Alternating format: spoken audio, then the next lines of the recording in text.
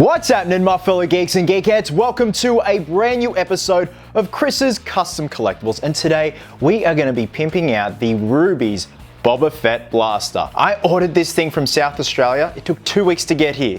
Usually it takes 2 days. I don't know what the holdup was, but it's finally here. We finally have a custom collectible video. So if anything, this is gonna be an express episode because there is not a lot of do in terms of the complications of customizing this thing, but the end result is gonna be amazing. We're gonna try and make it as screen accurate as possible with all the according steps, and it's gonna be completely different from what you see here. Now, before we get to customizing this bad boy, I did my research because I want to know the history of the original prop, and the original base piece for the screen used props was a Webley #1 Mark I flare gun. So apparently these flare guns were a rush project for the Royal Flying Corps in 1914 to 1918. These flare guns were then used in World War I and the early stages of World War II. And after World War I, they're a surplus sold to police agencies in the United States. And of course, the Star Wars prop builders, being absolute and utter wizards that they are, added on the scope and all little bits and bobs here and there, even pieces from plastic model kits on the butt of the piece itself. Much like how they constructed the lightsabers, it's ingenious and beyond iconic. So the first couple of steps in this customization is we're gonna have to do some sanding. We've got to get rid of the Rubies logo, the Lucasfilm legal mumbo jumbo, all that stuff. We're then going to get a bullet head sanding tip on the Dremel, or in this case my Ryobi rotary tool, and we're going to bore out the barrel and the scope. We're then going to give the entire piece a clean with some isopropyl alcohol and some wax and grease remover, because obviously there's been a lot of handling of the piece and there's a lot of grease and oils from your fingers on here, and it could inhibit the way that the primer will stick to the piece. Once all those steps are taken care of, we're then going to coat the entire piece with a flat grey primer from Rust-Oleum, and then the fun can begin. So if you're in a warm climate, I reckon you could knock this over in a day. And it is pretty hot here today, so let's try and do this in a day. So with that being said, let's get to it.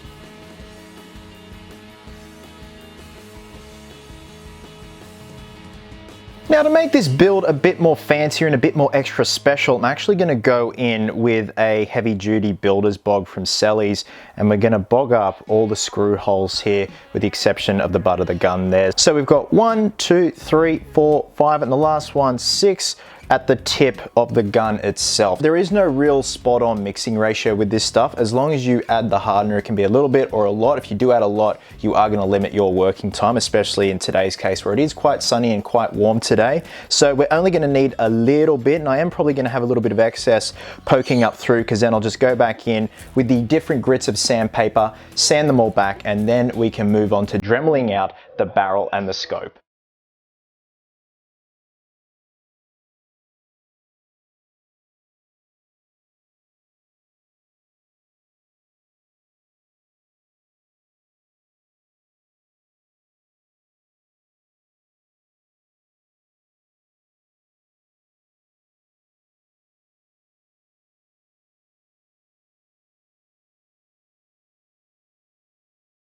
Okay, now that the screw holes have been plugged up, the scope has been gutted, and the barrel has been gutted, we can move on to cleaning the entire piece. So that is going to help with the primer sticking to the plastic. So I've got some isopropyl alcohol in a spray bottle here. Just going to use a disposable brush to wipe it all over the entire piece and all the nooks and crannies. Leave it out in the sun to dry, and that's going to get rid of any oils or stuff from my hands whilst handling the piece. And then we're going to go on to spray the entire thing with a flat grey primer from Rust-Oleum.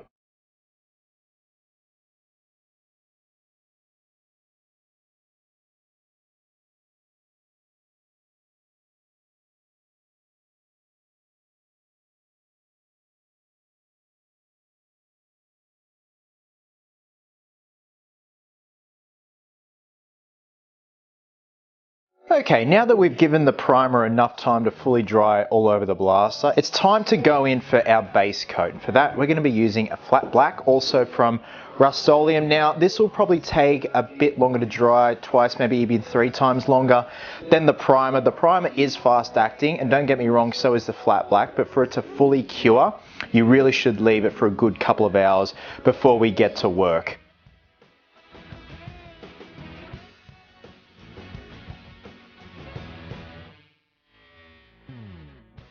Now that we've given a good couple of hours for the matte black to dry, we're going to go in and start to do some dry brushing before we do the final rust effects all over the gun itself. So if you guys are familiar with the custom collectible series, you know I'm all about my dry brushing and my driveway dirt, stuff like that. So the basis, the color for the dry brushing is going to be a chrome silver from Model Masters. Just going to be using a very nice soft bristle cheapy brush. And the aim of the game is to get the least amount of paint on your brush as possible. And we're going to go over the hard edges where there'd be scuffing and exposed metal from the gun itself appearing. Most predominantly, from what I've seen on the screen, use props, it's all around here, but we're going to be strategic and as subtle as possible, and then we're going to move on to the rust effect.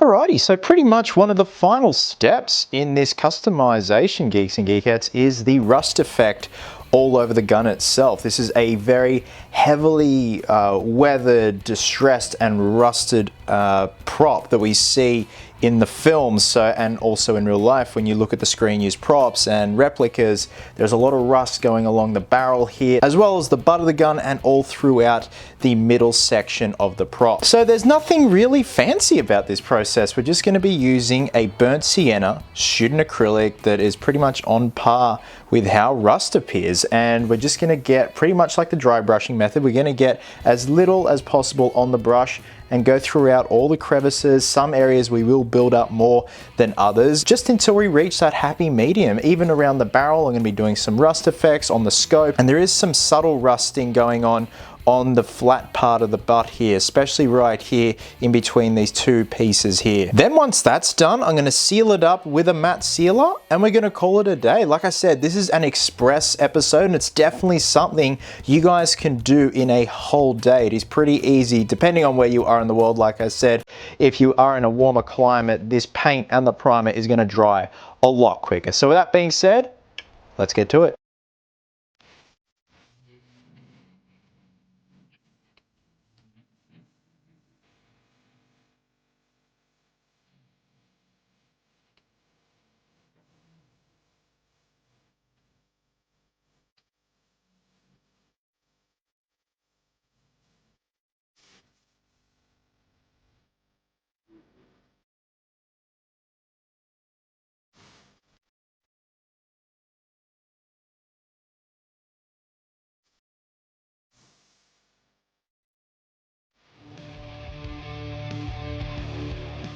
Now, one last little detail I'm going to add onto certain parts of the blaster is the illusion of oxidized metal. And usually there is an oxidizing kit you can get, but for the cheaper alternative or cheaper route, we're going to use a gloss Seaside from Rust-Oleum. I've just sprayed some into a cup, and again, just strategically, much like the rust, we're just going to plonk it around certain areas where there might have been some moisture on the blaster and a little bit of oxidization has occurred. So again, I'm going to find that happy medium in terms of putting this on the body of the blaster, when they're going to use a matte sealer to seal up the entire piece, and then we're going to call it a day. This has been a quick and fun little build, Geeks and Geekettes, and I can't wait to show you the end result.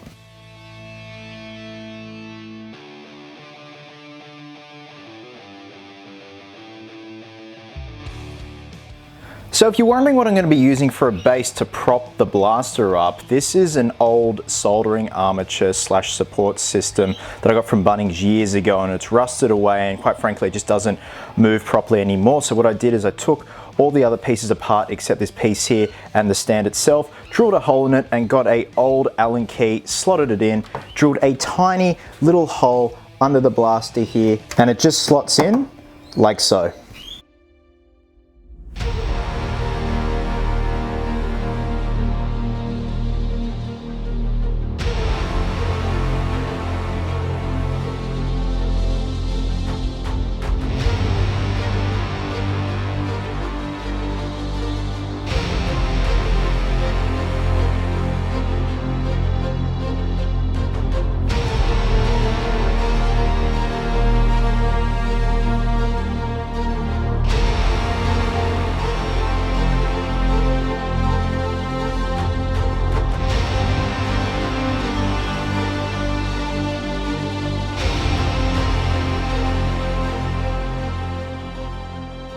So thanks very much for watching, guys. That is a wrap on the Rubies Boba Fett blaster. I had a blast, pun intended, making this thing, and all it took was a day. Now, just to reiterate, the actual process of customizing this thing took a day. I had to wait until the following day to film the actual reveal footage, not to mention the outro that you guys are watching right now, because A, I ran out of light, and B, I ran out of battery. Always have a backup battery, kids. It's a simple method, but effective. Now, as always, this piece is available for purchase on my Etsy store. Now, if you're wondering what's going on in the background, there's been some tinkering, there has been some changing around, there has been some additions, there has been a fresh coat of paint. That is because I'm wanting to have this as a studio and as a workshop, where they double as both. So I am going to be filming my Q&A video in here with the Rode Podcaster mic, just so it's a bit more pristine looking and a bit more pristine sounding. Guys, thank you so much as always for watching. Means the world to me. Your support means the world to me, and you guys mean the world to me. Wherever you are in the world, have yourselves a cracker